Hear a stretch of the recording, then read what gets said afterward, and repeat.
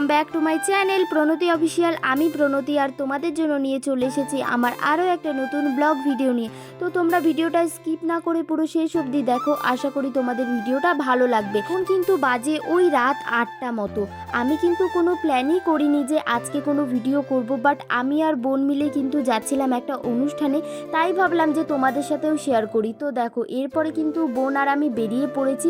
আর বাইরে না আজকে কিন্তু অনেকটাই ঠান্ডা ছিল, যদিও আজকে কিন্তু বোন আর আমি যাব না, আমাদের সাথে কিন্তু পূজাও যাবে। আর পূজাকে আমি ফোন করলাম যে তুই কোথায় আছিস, ও বললো যে তুই বাইরে দাঁড়া, আমি প্রায় চলে এসেছি। তাই কিন্তু এখানে পূজার জন্য অপেক্ষা করছিলাম, দেখা যাক কখন আসে। এরপরে দেখো পূজা চলে আসার পর আমরা কিন্তু বেরিয়ে পড়েছি। আর ওই যে দূরে দেখতে পাচ্ছ অনেক লাইট দেখা যাচ্ছে, ওখানেই কিন্তু আজকে অনুষ্ঠানটা হচ্ছে। দূর থেকেই কিন্তু মনে হচ্ছে যে ওখানে প্রচুর ভিড়। তো দেখা যাক যে কতটা কি ভিড় আছে। আর আশেপাশে কিন্তু ঝালমুড়ি ফুচকা এইসবেরও কিন্তু দোকান বসেছিল, আর সেগুলো দেখে কিন্তু প্রচুর লোভ লাগছিল। তোমরা কারা কারা ঝালমুড়ি ফুচকা খেতে ভালোবাসো আমাকে কিন্তু অবশ্যই কমেন্টে জানাবে।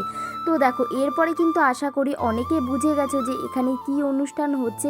দাঁড়াও আমি তো অবশ্যই বলবো, আর তোমরা তার আগে একবার গেস করো তো যে এখানে কি অনুষ্ঠান হচ্ছে। আর দেখো লাইটিংটা দেখে মনে হচ্ছে যে কতক্ষণে ভেতরে যাব। এবার তোমাদেরকে বলি হঠাৎ এই অনুষ্ঠানে আসার কারণ কি। আসলে আমার একটা ফ্রেন্ড আছে রিয়া, তোমরা হয়তো অনেকেই চেনো, ওর ফ্যামিলির সাথে এসেছিল এই অনুষ্ঠানটা দেখার জন্য। তখনই আমাকে ফোন করে বলল যে আয়, আমি তোর জন্য জায়গা রাখছি। তারপরে আমি আবার পূজাকে ফোন করলাম, পূজাকে বললাম যে তুই কি যাবি, তো ও বললো যে ঠিক আছে আমিও যাব।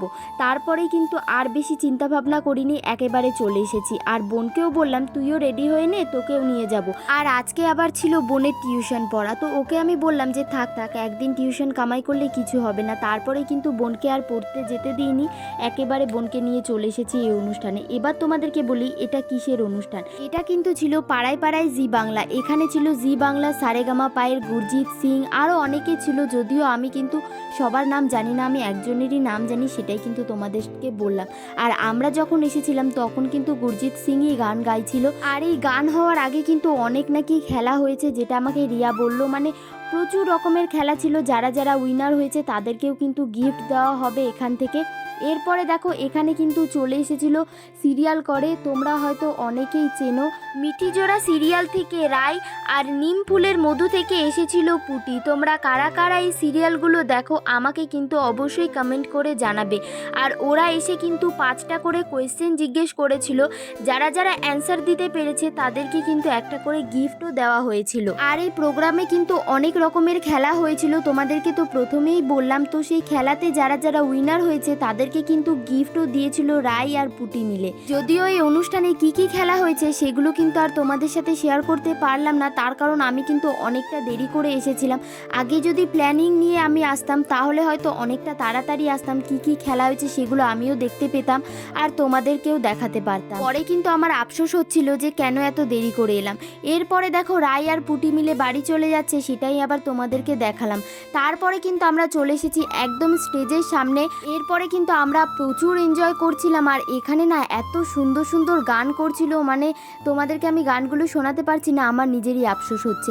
আর জানো তো এখানে যেই লেভেলের অনুষ্ঠান হচ্ছিল সেরকম কিন্তু একটা ভিড়ও হয়নি, মানে পুরো স্টেজের সামনেটা ফাঁকা ছিল। আর যে চেয়ার দিয়েছিল বসার জন্য সেই চেয়ারগুলো কিন্তু পুরো ফাঁকাই ছিল। আমরা প্রথমে ভেবেছিলাম হয়তো জি বাংলা থেকে অনেকেই আসছে, প্রচুর হয়তো ভিড় হবে। আর এই ভিড়ের কথা চিন্তা ভাবনা করেই কিন্তু আমাদের পাড়ার থেকে অনেকেই আসেনি, বলছিল যে এত ভিড়ের মধ্যে জায়গা পাবো না, থাক আর যাবো না।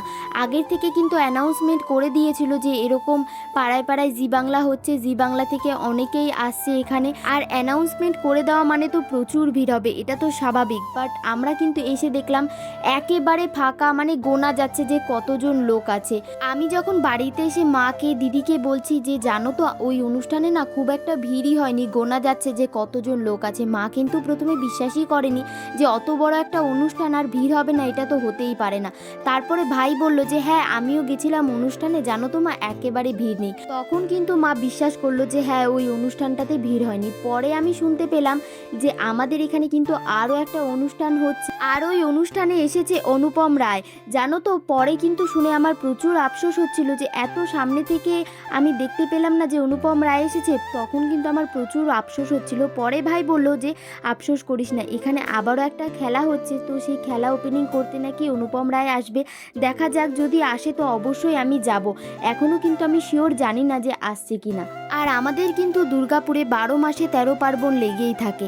আর এই যে হঠাৎই কিন্তু আমি জানতে পারলাম যে এখানে অনুষ্ঠান হচ্ছে আর আমি চলে এসেছি, এরকম কিন্তু হঠাৎ প্ল্যানেই কিন্তু আমি অনেক জায়গায় চলে যাই। আর এই হুটহাট করে আমি ঘুরতে যাই জন্য কিন্তু অনেক ভিডিও আমার করা হয় না।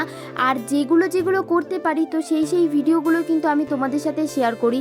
আর আমার না আপডেট করতে একটু দেরি হয়ে যায়, তো তোমরা কিছু মনে করো না, একটু আমার পাশে থেকো। এরপর থেকে আমি আশা করি তোমাদের সাথে অনেক ভিডিও শেয়ার করব আমি। এরপরে কিন্তু বেশ কিছুক্ষণ থাকার পর আমরা চলে যাব বাড়িতে, তার কারণ পূজার ছেলে আবার ওইদিকে নাকি প্রচুর কান্নাকাটি করছে। আর ওই জন্যই দেখো পূজার মনটা খারাপ। পূজা বারবার আমাকে বলছে চল বাড়ি চলে যায়, অনেকটা রাত হয়ে গেছে। আর আমার তো বাড়ি যেতে একটুকু মন করছে না, কিন্তু কিছু করার নেই, বাড়ি তো যেতেই হবে। এরপরে কিন্তু আমরা বাড়ি চলে যাচ্ছিলাম, আমি, পূজা আর বোন মিলে। আর রিয়া ওর ফ্যামিলি কিন্তু এখনও আছে, ওরা কিন্তু প্রোগ্রাম দেখছে। প্রোগ্রাম দেখে বাড়ি যাওয়ার সময় কিন্তু আমার প্রচুর ঠান্ডা লাগছিল জানো তো। প্রথমে শুনছিলাম 10টার মধ্যে নাকি এই প্রোগ্রাম শেষ হয়ে যাবে, তখন আমি ভাবলাম যে একেবারে প্রোগ্রাম শেষ করে তারপরেই বাড়ি যাব। কিন্তু আমরা যখন বাড়ি যাচ্ছি তখন কিন্তু বাজে ওই 10:30, তখনও কিন্তু প্রোগ্রাম শেষ হয়নি। আর দেখো এখন কিন্তু রাস্তাটা পুরো ফাঁকা, দেখতে পাচ্ছ একটাও কিন্তু লোকজন যাতায়াত করছে না, ওই 2-1টা করে লোকজন যাচ্ছে। এরপরে দেখো আমি বাড়ি চলে এসেছি। তো চলো আজকের ভিডিওটা আর বেশি বড় করছি না, আজকের ভিডিওটা এই পর্যন্তই। তোমাদের যদি ভিডিওটা ভালো লাগে অবশ্যই like, comment, share and subscribe করে দিও। চলো বাই, দেখা হচ্ছে নেক্সট ব্লগে। Good night.